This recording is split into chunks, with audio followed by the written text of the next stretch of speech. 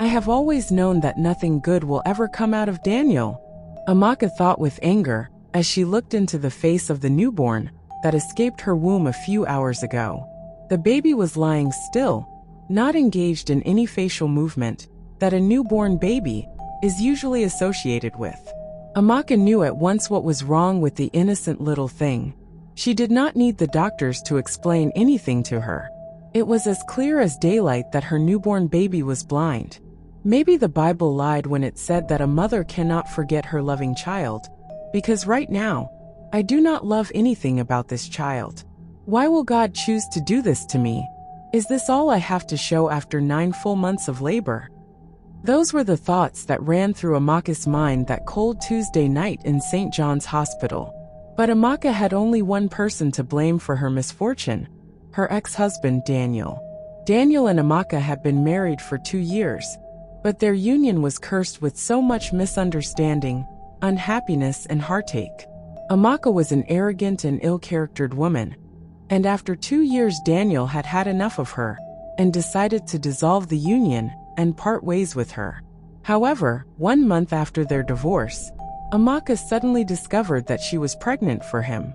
When Daniel found out, he tried to get back to Amaka in order to be involved in the childbearing process of their child, but she refused him. Amaka was a self-reliant and independent woman who loved to do things on her own terms. She wanted to give birth to the baby and raise it alone. Amaka carried the baby for the full 9 months without her man or any help from friends and family. She was a stubborn woman, and she wanted to give birth to her child and raise him up without support from anyone, just to prove that she was strong and independent enough. In fact, on the night of the delivery, she chose to show up in the clinic alone, without informing anyone or allowing them to show up for her. She wanted to give birth to a bouncing baby and prove to all her haters that she was capable of doing everything without the support of her man, or anyone at all. The doctors and nurses helped her put to birth that night. The tiny wrap of human life let out a sharp cry as soon as she was exposed to an unfamiliar world. But the doctors observed something unlikely about the newborn. She did not appear to blink or shake her eyes as newborn babies do after seeing light for the first time. They instantly knew what had happened. They were only waiting for the mother to wake up and find out the truth herself. Every woman in the maternity ward is usually weak and exhausted for some minutes after a successful delivery. But Amaka's case was different. She got up and looked at her baby and discovered the unexpected. Her mind was full of imaginations about what people would say once they found out about her misfortune. The whispers behind her back, the laughter and scorn from people who want to see her downfall, the long years of raising a child that was unfit for society loomed in front of her, casting strong shadows of doubt in her mind. Her baby would not be able to attend regular schools or live a normal life like every other kid. Whenever she comes of age, she would never find a man to marry. Which man would ever want to marry a blind girl? Amaka was not ready to bring up an offspring who would become a misfit to society and a source of reproach to her. Her mind was made up. She was going to do what felt best to her. Amaka spent the night in the clinic. She did not sleep for a second as she contemplated the weight of her decision and the consequences it would bring. But her mind was made up. She calmly waited till day broke, paid the hospital bills, and went away with her baby. The doctors were shocked. They had never seen a woman leave the ward with such urgency after giving birth. Amaka stayed in her home all day and did not call anyone to talk about her baby. At midnight, she drove for several hours to an orphanage very far from where she lived. It was around the break of dawn when she arrived. She quietly checked around if anyone was watching and quickly dropped the small carton at a corner by the gate. She took a deep breath and looked at the carton for a long time. The urge to change her mind and take her daughter back weighed heavily in her mind, and tears came to her eyes. But just then, she saw the headlights of a car driving towards her. Amaka hurriedly entered her car and drove off to avoid being seen. "I'm done with her," she tried to convince herself as conscience blamed her. "I will give birth again and forget about her." The car that was coming ahead slowed down and stopped in front of the orphanage. A man and woman came out of the vehicle and observed the place. Toby and Dara were a childless couple who had gotten married 9 years ago. They had seen a lot as a couple together during all those years. Dara had a problem in her womb that made it difficult for her to conceive and give birth like every other woman. For the past 12 years, she had been pregnant 7 times, but was unable to give her husband a child. Each time Dara's womb swelled with promise of a baby, serious complications would arise in her system, and she would lose the baby before it could fully form and be ready for delivery. Sometimes it happened in the first month, other times in the 5th or 7th month. The last straw that broke the camel's back was her last pregnancy, which ended about 2 weeks ago. Dara had carried the baby for 9 full months and was due for delivery. It had been the happiest months of her life. On the day of delivery, Dara entered the maternity ward full of hope. She pushed and pushed and pushed so hard for her first baby to come out, and he did come out. But when Dara woke up an hour later, she was told the coldest news she had ever heard by the doctors. Her baby could not survive the process. He was lifeless, and there was nothing they could do about it. It was the worst tragedy to befall the Toby family since they had gotten married. Mr. Toby loved his wife so much, and he could not bear to see her suffer again. That week, the couple agreed to stop trying to get a baby the natural way. They decided on adopting one from a respectable orphanage. That was what brought them to the motherless baby's home that morning. Mr. and Mrs. Toby were a bit too early to show up at the orphanage. The gates were still closed, and it appeared like the occupants had not woken up yet. They decided to wait outside. Just then, they began to hear slight moans from a corner of the gate. The couple looked around. Soon, the moans turned to tears as the baby whimpered, making soft sounds of agony that could melt the strongest of hearts. Toby and Dara listened intently. Toby traced the sound to the carton lying on the floor. He opened it, and before his eyes was the greatest shock of his life. A baby! Who on earth could have done this? Dara remembered that she had seen a woman hurrying inside a car and driving away when they were approaching. She strongly suspected it must have been that woman who did this. But how could she? How could a fellow woman throw her newborn away just like that, when she, Dara, always cried day and night to give birth to hers? She is blind, Toby whispered as he tried to pet the precious little thing. He felt so sorry for her. The couple now understood the reason why its mother had done this. Maybe she felt she did not deserve an impaired daughter. Toby and Dara instantly felt a strong sense of compassion and affection towards the innocent newborn baby. They contemplated worriedly among themselves and decided to take her home. She's a gift from God, Mr. Toby said optimistically. He specially brought us here today for her. That is why we came too early. Let's take her home and make her our own. Mrs. Dara agreed with everything her husband said. As she looked into the baby's eyes, she felt a sense of warmth and tenderness, that mother-to-child feeling she had yearned for all these years. This was not a coincidence, it was a miracle. It was fate. I will name her Wonder, Dara said to her husband in the car, her voice full of hope. She is a wonder to us. She will become a wonder to her world. Meanwhile, the real mother, Amaka, arrived home and lied to everyone that she had a miscarriage and lost the baby. It was easy to believe her, because no one followed her to the hospital. She had relieved herself of a burden by disposing off the product of her womb. But if only she could look into the future, maybe she would have changed her mind about committing the evil act. Over the next few years at Mr. and Mrs. Toby's home, it was quite clear that Wonder was not just an ordinary blind baby. The little girl grew up really fast in Mr. Toby's house. She picked up things very quickly and soon learned to move around with ease, in spite of her condition. It was unusual to see a blind girl who walked around the house without any form of help, and who never fell over or caused any damage to anything at home. Mr. and Mrs. Toby grew quite fond of her. The little girl made them to forget about their years of childlessness and misery.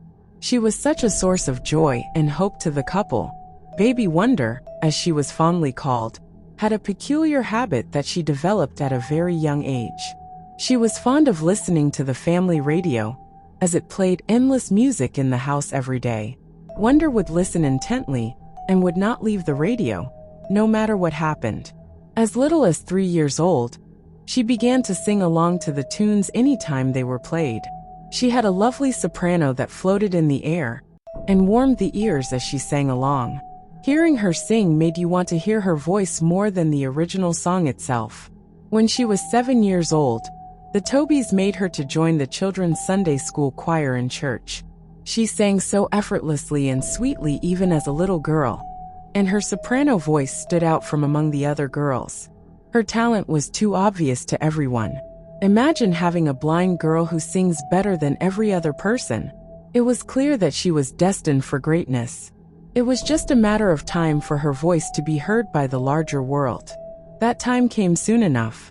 When Wonder turned 11 years old, a big singing competition for young people was organized in the state. Everyone in Toby and Dara's church urged them to let Wonder participate in the competition. Mr. Toby was worried that little Wonder might be rejected due to her blindness, but after being pressured by so many people, he gave in and arranged for her to make a presentation in the show. As all the other contestants prepared rigorously for the concert, Wonder only had her radio to practice with. She sang every song that played on the big radio every day. She did not have anyone to do voice trainings with, so she practiced with herself.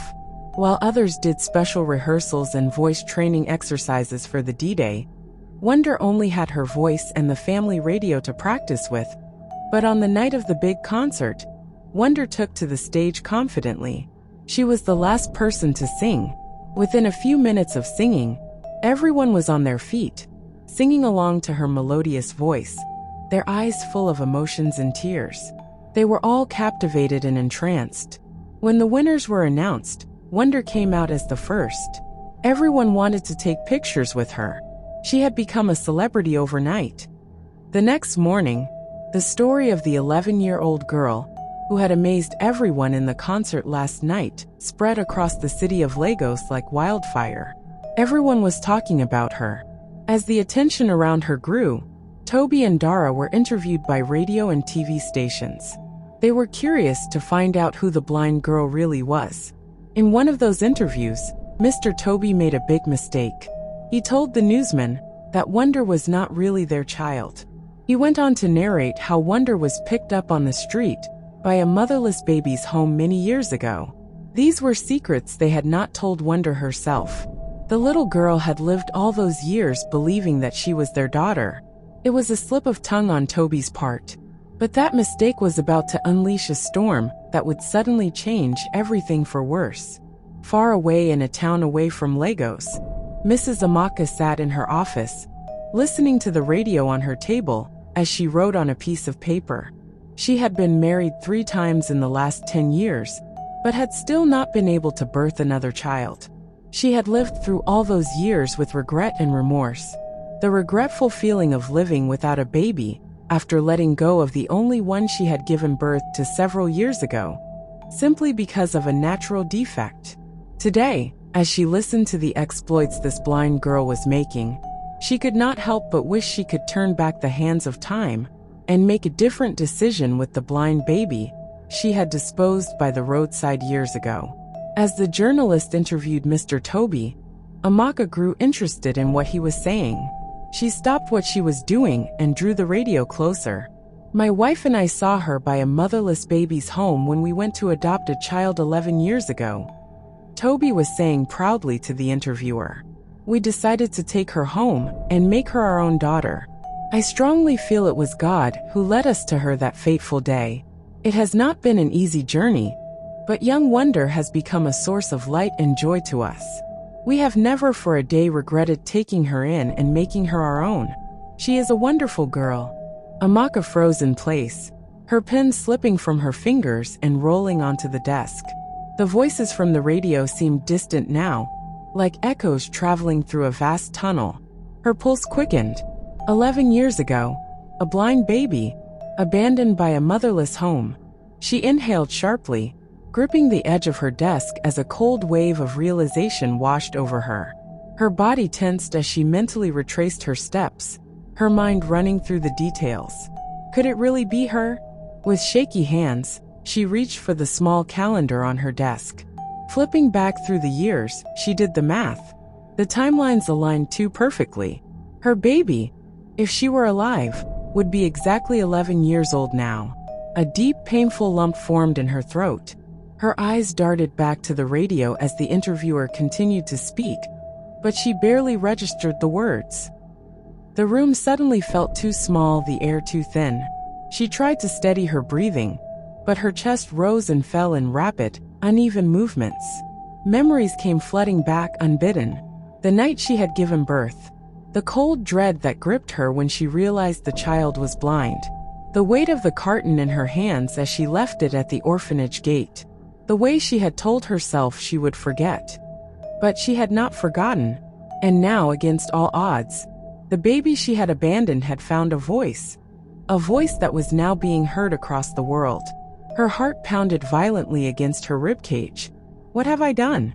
She gripped her forehead as the truth stared her in the face. This girl, this rising star, was hers. She had abandoned a miracle. A fresh surge of regret twisted inside her. Suffocating, inescapable. If only she could turn back time. If only she could undo what had been done. But fate had moved without her. And now she stood at the mercy of the choices she had made. She had to know for sure. With trembling hands, she reached for her phone. She needed to find out more. She needed to see her daughter. She needed to make things right. If it wasn't too late. Asterisk. 2 days later, Amaka stood outside the towering glass building that housed Toby's office. Her palms were clammy, her heart beat a violent drum in her chest. She had barely slept since hearing the radio interview. Her mind consumed by one singular thought, getting her daughter back. She had played out this moment 100 times in her head. She had rehearsed what she would say, imagined how she would plead.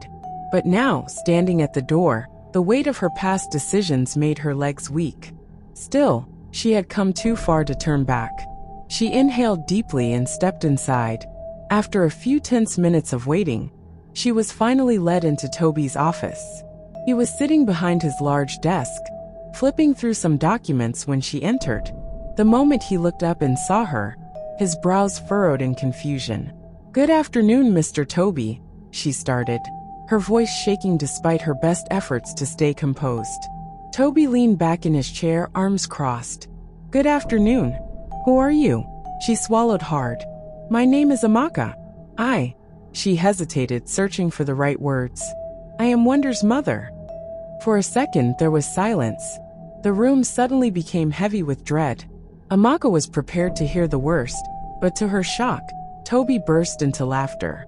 A mocking one that left Amaka speechless. "You," he scoffed, shaking his head. "You must be joking." Amaka's fingers dug into her palms. "Mr. Toby, please. I know what I did in the past was wrong. But you know what you did was wrong." He cut her off, his voice rising. "You abandoned a helpless blind baby in the dead of the night. You threw her away like trash, left her to die. And now, after 11 years, you suddenly remember you're a mother." "Please," she whispered, her eyes glistening with unshed tears. "I have lived with regret every single day. I made a mistake, but I want to make it right. I just want a chance to see her, to explain." "Explain?" Toby barked out another mirthless laugh.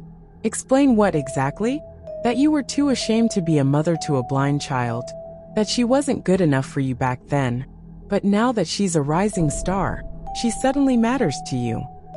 Tears spilled down Amaka's cheeks. "I swear it's not about that.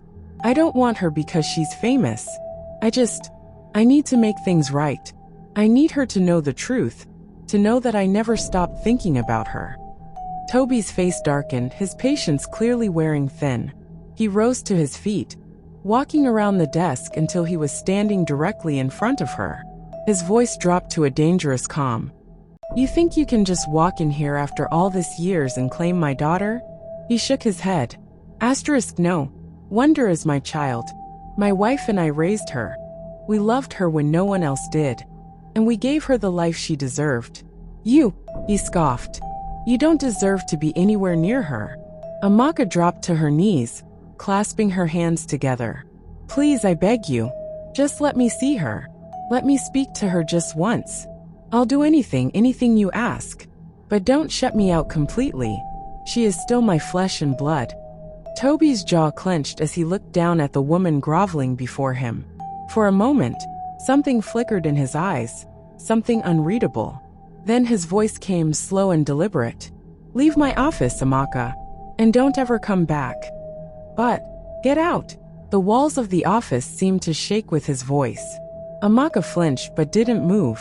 Toby sighed, rubbing a hand over his face. When he spoke again, his voice was calmer but final. If you love her, like you claim you do, then do her a favor, stay out of her life. She doesn't know you. She doesn't need to know you. Amaka could hardly breathe. This was not how she had imagined it going. He turned his back on her and walked back to his desk. Now leave before I call security. Amaka remained there for a long moment, staring at the man who held the key to her daughter's heart. She had come here hoping to mend her past mistakes, but instead, she had just been shut out completely. Her hands trembled as she slowly rose to her feet. Without another word, she turned and walked toward the door. But as she reached for the handle, something in her heart whispered that this was far from over. She would not give up so easily. This wasn't the end, not by a long shot.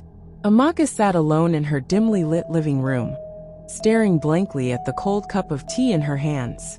She had barely eaten since her confrontation with Toby. His words had replayed in her mind on an endless loop, each one cutting deeper than the last. You don't deserve to be anywhere near her. Asterisk. If you love her, stay out of her life. Asterisk. No, she would not be erased from her own daughter's story. She had made a terrible mistake 11 years ago, but she was still Wonder's mother. She had to make things right. If Toby wouldn't let her see her child willingly, then she would take back what was hers by force. 3 days later, she paid a surprise visit at Toby's office. But this time, she was not alone. She arrived with 2 uniformed policemen. The entire office went silent as they marched inside. Gasps and whispers filled the air as employees watched in shock.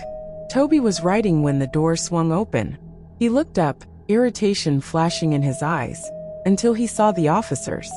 Mr. Toby, one of them said sternly, you are under arrest for the illegal adoption and withholding of a child from her biological mother.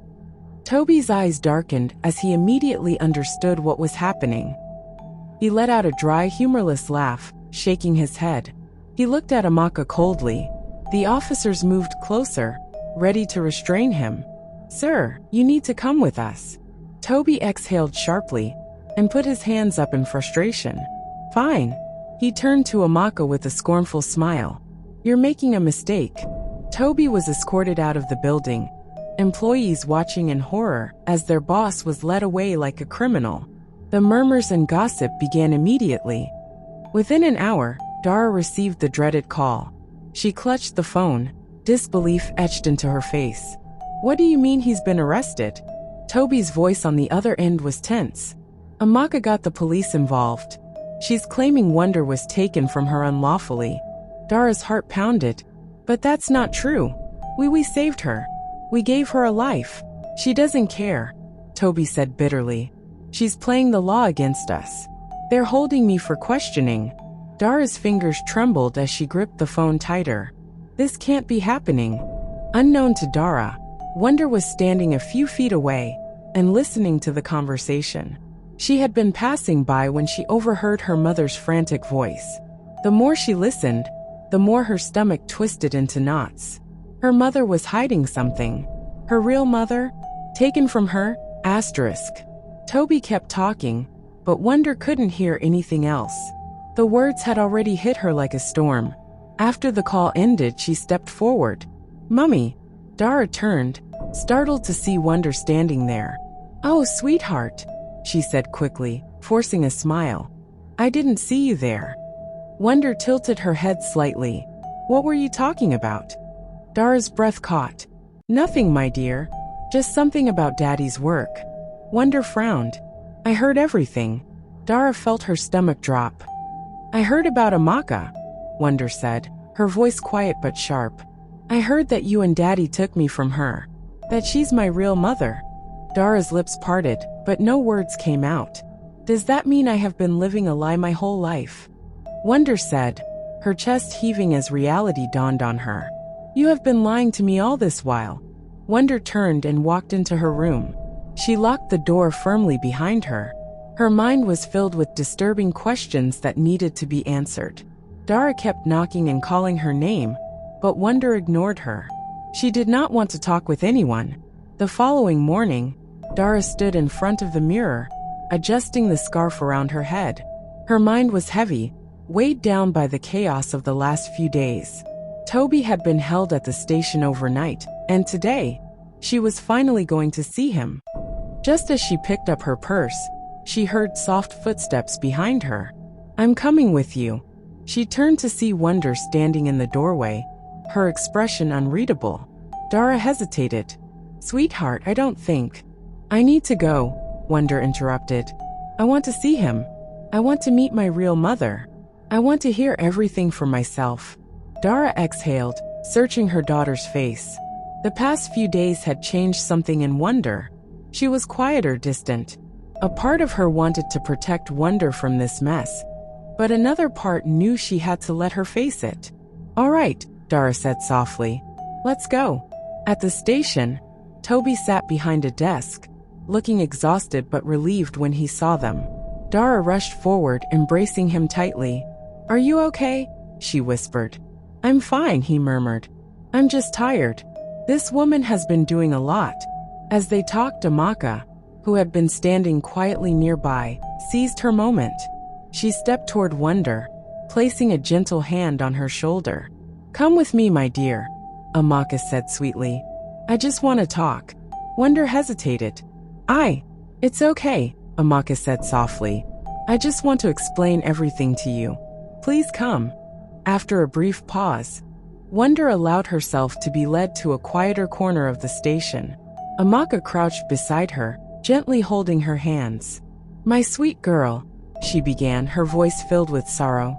I can't tell you how much I've cried over you. How much I've suffered knowing you were taken from me. Wonder frowned. But I was told you abandoned me. Amaka gasped, shaking her head. No, my love. That is what they want you to believe. But it's a lie. Wonder's lips parted slightly. A lie? Yes, Amaka whispered, squeezing her hands. You were born perfect, my child. I loved you more than anything. But they took you from my hospital bed that night. I was weak, barely able to move, and before I knew it, you were gone. I searched for you.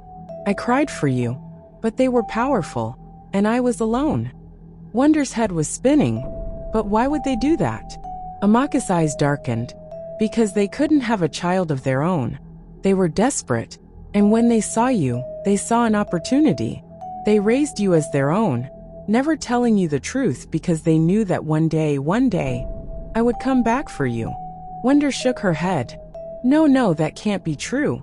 Amaka cupped her face. I know this is hard to believe, my love, but deep in your heart, haven't you ever felt like something about you is not complete? Tell me, haven't you? Wonder was not so sure, but she nodded. She strongly felt that Amaka was speaking the truth. I've spent years trying to find you, Amaka continued, fake tears flowing from her eyes. And now that I have, I will never let them take you away from me again. A lump formed in Wonder's throat. Everything was happening very fast. I want you to come with me, Amaka whispered. Come home with your real mother. Wonder. Dara's voice interrupted, calling from across the room. Wonder stiffened. Amaka wiped a fake tear from her eye and sighed. Think about what I said, my love. Remember, you belong with me. After hours of questioning, Toby was released on bail. The authorities gave both sides 5 days to resolve their dispute, or else the matter would be taken to court. Toby, Dara, and Wonder left the station in silence. The drive home was cold. Dara kept glancing at Wonder, hoping for a sign that she hadn't fallen for Amaka's lies. But Wonder just sat there, her face blank, her mind in turmoil. That night she barely spoke. She ate little.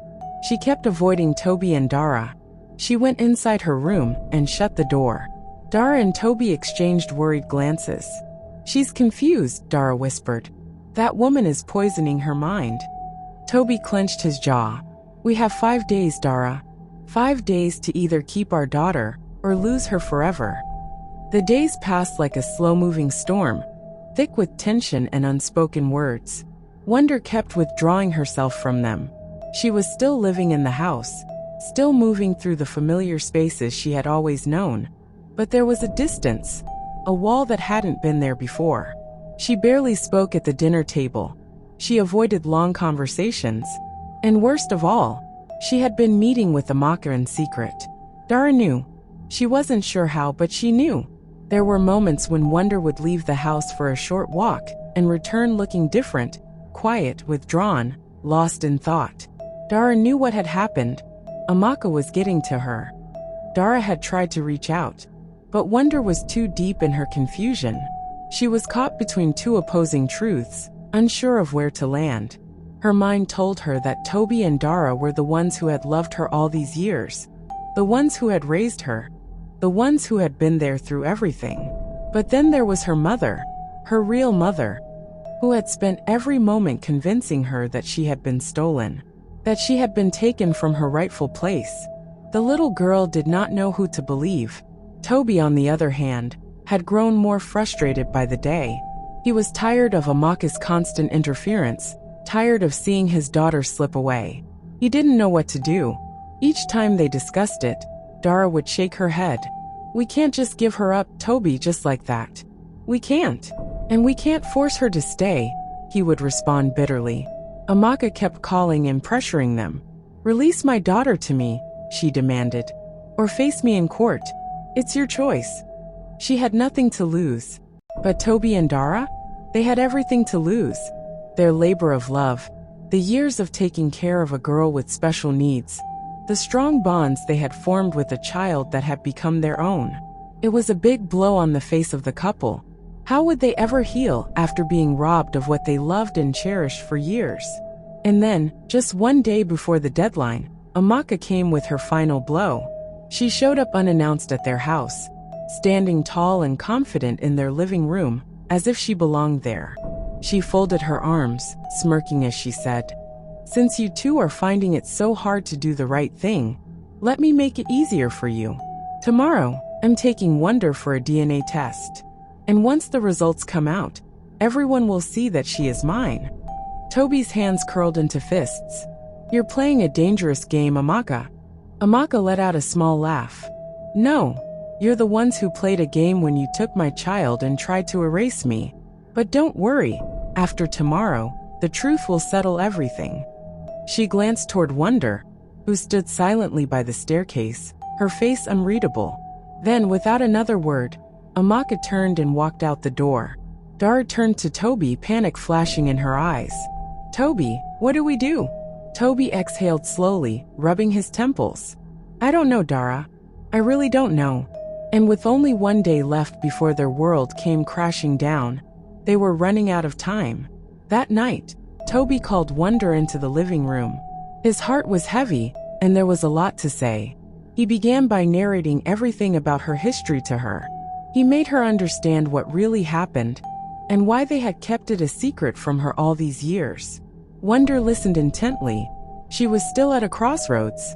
She did not know who to believe at this point, her real mother or adoptive parents.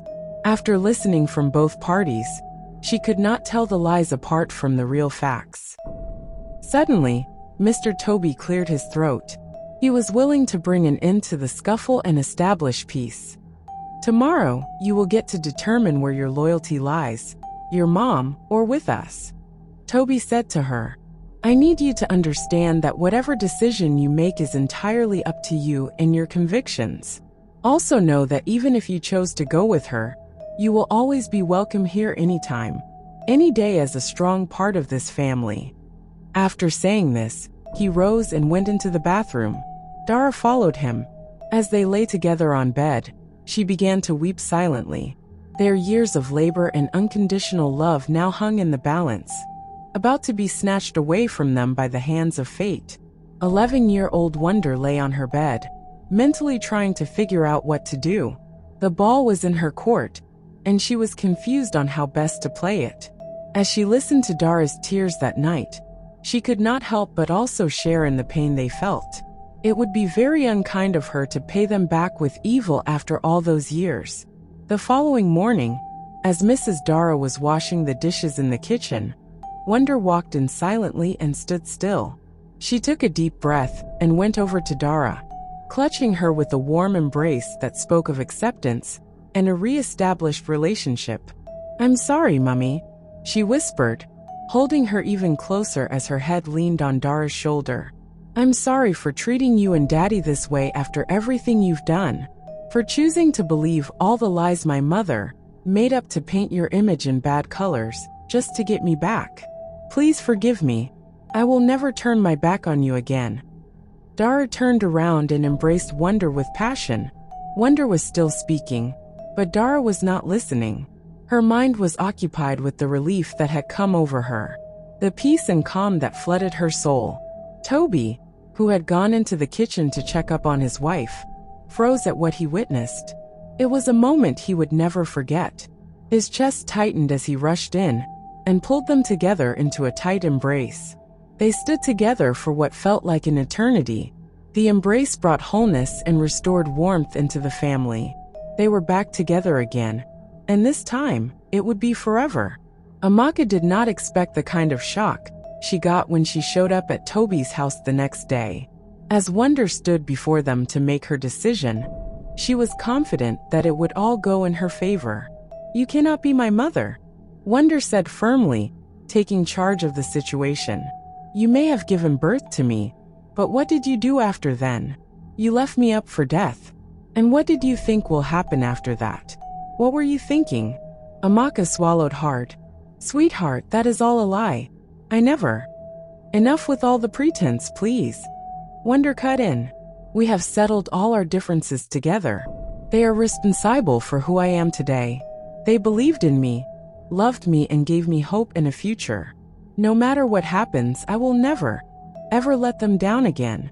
Not for you, or for anyone else, and that is final," she concluded and walked away from the room. Amaka's mouth was open in shock. Her legs went weak as she tried to contain herself. When she finally stood up, she took one last look at Toby and Dara and lowered her head. "Please take care of her," she said slowly and walked away. The couple felt sorry for her, but this was exactly what she deserved. She had learned the hard way. Amaka got home that evening and cried her eyes out. Her misery, her hopelessness, was only going to continue. It was all a sad ending for her. If only she could have a second chance at life. But opportunity, they say, comes but once, and she had misused hers. She lived the rest of her days with regret and resignment to fate. Dear viewer, what lesson did you take away from this dramatic tale? Please drop your opinions in the comments section.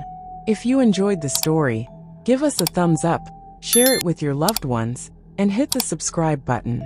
Also turn on notifications so you don't miss out on interesting updates like this one. Thank you.